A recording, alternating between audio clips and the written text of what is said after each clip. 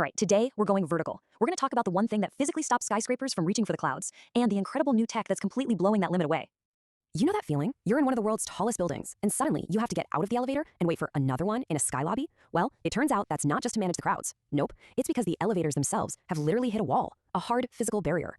And here's the crazy part. The problem isn't the fancy elevator car. It's not the powerful motor. It's the rope. For decades, engineers have been staring up at what they call a steel ceiling. And it's not a metaphor. It's a very real limit put in place by, you guessed it, gravity. So what's the magic number? It's right around 600 meters. That's the absolute maximum practical height for a steel rope elevator. I mean, the current record holder in the Shanghai Tower is already pushing it to the very edge at 578.5 meters. If you try to go any higher than that with steel, well, things start to get really, really impractical and, frankly, dangerous.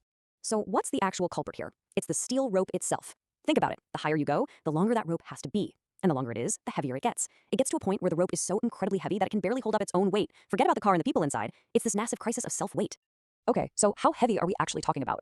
This is where the numbers just get mind-boggling. It's not just a rope we're dealing with, it's a colossal amount of moving mass. Get this, in a pretty standard 500-meter skyscraper, the total moving mass, and that includes the car, the counterweights, and of course, all that steel rope, comes out to a whopping 27,000 kilograms. 27,000 kilos, what does that even mean? Well, to put it into perspective, that's like trying to lift 10 large SUVs. Just picture it, 10 SUVs crammed into an elevator shaft, and the motor has to pull that incredible weight up and down all day, every day. That's the insane challenge we're dealing with here.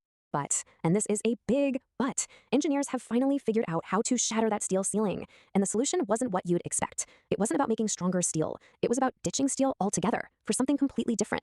And that game changer is carbon fiber rope. It's amazing stuff. Instead of those super heavy steel strands, this new tech uses a core made of ultra lightweight carbon fiber. It's ridiculously strong but weighs next to nothing. It completely flips the whole strength to weight problem on its head. So what does this actually mean in practice? The impact is just wow. By swapping steel for carbon fiber, that total moving mass we talked about, the 10 SUVs, is cut by up to 60%. Let me say that again, 60%. This isn't just a tiny improvement, it's an absolute revolution in elevator tech. Okay, so what can you do with a system that's 60% lighter?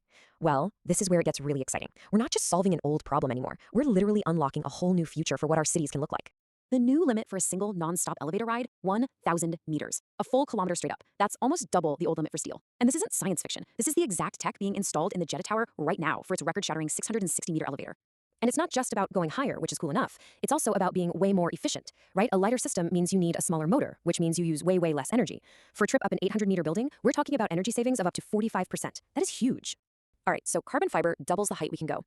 Awesome. But what if we could get rid of the height limit completely? What if we just got rid of the rope? Well, that's exactly what the next frontier is. Imagine using magnetic linear motors to turn the elevator car into a little train that just climbs the walls of the shaft. No rope means, well, no height limit at all. And here's the final twist. These ropeless systems, they're not just being designed to go up and down. They're being designed to move sideways. You could have multiple cars in one shaft, moving all around each other, turning the entire skyscraper into a vertical subway system. Which really makes you wonder, right? At what point do we stop calling them tall buildings and start calling them vertical cities?